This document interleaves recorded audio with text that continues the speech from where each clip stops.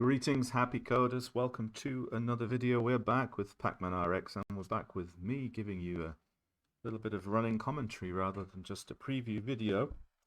As you will know, I've been working on the Ghost logic, and you can see here some of it up and running. I've particularly been working on the chase logic. So essentially, the ghosts have two different modes when they are active ghosts as opposed to blue ghosts or eyes running back to the maze. And one of those is called chase mode, the other is called scatter. And the ghosts have a target tile that they aim for and a specific set of rules in terms of how they make their decisions and how they sort of turn. Now, most of this is detailed in something called Pacman Dossier. If you want to search for that, have a read. Also some really good videos online about it. I'm just going to cover it very briefly. So if you imagine what each ghost does is as it moves through the maze, it looks at the next tile ahead, figures out if it needs to make a decision, which is basically when it's going to hit the junction, and then it makes that decision based on its target tile. Now in scatter mode, which is a mode that the game starts off in and ultimately is no longer present in harder levels of the game, but at the beginning of the game, the ghosts essentially head out to the four corners of the maze, and hence they scatter, but they don't do that for very long. It just gives enough time for them to have a bit of an even distribution, I suppose. Following that, they're then given a tile to head for, and that tile is dependent. Each ghost has its own tile. Now, basically, Toru Iwatani, who is the original coder of Pacman, said that he particularly wanted to avoid the ghosts being random because that would be a little bit unfair on the player.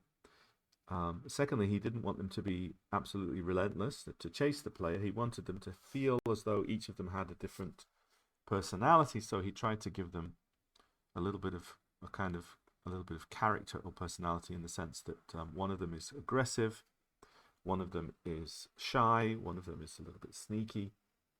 And so those were the reasons for his choices. And as I said, you can read about all of that in much longer sort of web pages and videos than this one. But I thought I'd just show you how I've implemented it, and I've got a little bit of a trick that I used in order to help me check that it was working. Because when I first coded it, there were a couple of errors, and I wasn't able to check thoroughly to make sure that it was working. But then I implemented this thing, which I'll show you now, which is, I think, pretty cool. At least, you know, for geeks like us, it's the kind of thing we like, isn't it? So, so I'm going to make a little adjustment to the code now, and that's going to allow us to see the tiles that are being targeted live as we play. So let me just make a couple of changes to the code. That should do it. Okay, and we reopen. So the first character is called Blinky. That's the red ghost. He's the most aggressive one, the one that you'll most likely die from. Okay, so what I've done here, I mean, he can't kill me. I haven't even coded that yet. But what you can see here is the red tile. You see the red attribute. I've used the red attribute square to show which tile that Blinky is targeting. So you'll see he will follow me around pretty relentlessly, chasing that tile, right? Now, one of the things they're not allowed to do, though, is go up in this area here, in this little T-junction, this little area here. They're not allowed to turn upwards. So as a result, you can, if he's just down below you there, or if he's in an area where he can't see you, he can't go there, and so therefore that's a little safe space. None of the ghosts can go there, and as you can see, he is stuck, doesn't know what to do. He's trying to find his way. They actually prioritize up, then left, then down, then right in terms of the choice that they make. So the first thing that they'll do, if they can, is go up, if up is the best direction. So in other words, they look at the distance between their target tile and themselves, and if up is the closest, then they'll choose up. If left is the closest, they'll choose left. But if top and left are both the same, then they'll choose up. So with that knowledge in mind, you can actually control some of the ghost behavior because of that. But as I said again, there are more thorough documentations of that than I'm going to give you here. I just wanted to show you this. So that enables me to see clearly that the red ghost is working as intended. Let's move on to the next ghost, the pink one, magenta, aka Pinky, or magenta. It doesn't really work, does it? So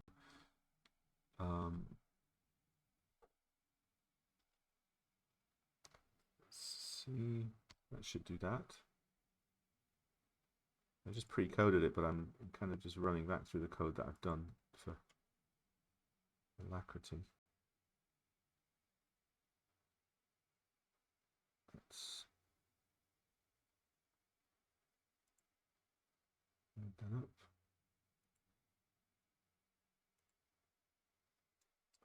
Okay, now the way that the ghosts emerge is based on the number of dots that Pacman eats and also the amount of time that he hasn't eaten the dot. So I haven't coded that yet.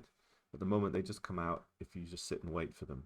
So if you take a look at the ghost now, you can see the pink square, and the pink square is always 2 squares ahead of Pacman. So if you see like that there, right, the interesting thing about that is that you can actually cause the ghost to make a decision to to take a different direction and not chase you. So if you can get your square in such a position, then you can put the target square behind Pacman, for example, and you can force the ghost into going in a different direction. So let's see if I can get it to do that here, perhaps. Right, there you go. You see, it went up instead of chasing me then. So, yeah, I'll try that again. One at a time. Needs to be moving to the left or right. It's a little bit fiddly to get right. I'll just go up here a little bit and see if we can do that.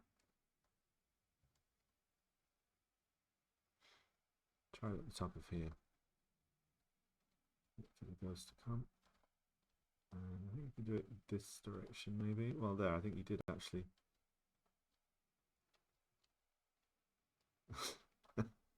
Just a second. There you go. Made him turn downwards. Okay, so with a bit of practice, you can control the pink ghost if you're aware of the fact that that is the behavior. So yeah, kind of cool. Now, if you look, when I'm moving upwards, you'll see that the target square is also shifted to the left, and that's a bug in the original arcade, so I decided to include it. I think that Marco, who recently did a version of Pacman on the Spectrum, decided to fix that bug, and which is a cool thing to do. I think I just thought for now I'll leave it as it is, just so I can compare it to the arcade. Okay, so that's the pink ghost. Also pretty straightforward. The next one is a little more complex. This one is Inky, and Inky is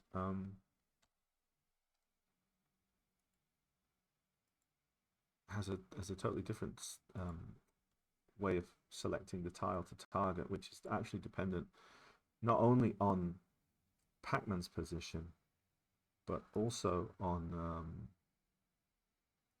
the red ghost Blinky's position. So we'll take a look at that. So here's a kind of ambushing sort of thing. Now, if you watch, if I just put myself in a safe square here, right? I mean, initially, when you're moving around, you might think, oh, this is a sort of fairly random pattern, isn't it? But if I stop still like this, now, if you look at the blue target tile, and then if you look at Pacman, and if you look at the red ghost, you'll see, if you compare the red ghost with the blue tile, you see that there's a rotational symmetry thing going on there.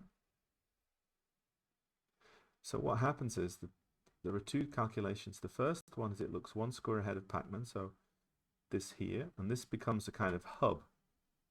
So the center of the wheel, if you like, the center of symmetry. And if you watch, the red ghost and the blue square are actually circling around that tile, and so there's a link between them. It's almost like there's a line, a straight line between them that intersects that area there. Now it looks pretty complex, but actually it's a fairly easy calculation because it's literally just the X and the Y distance from Pacman and the red ghost reversed. Well, I should say from the target square. Now, but just to demonstrate that, I'll go to a different place. Let's try over here, say, and then you'll see the red ghost comes in, starts catching up.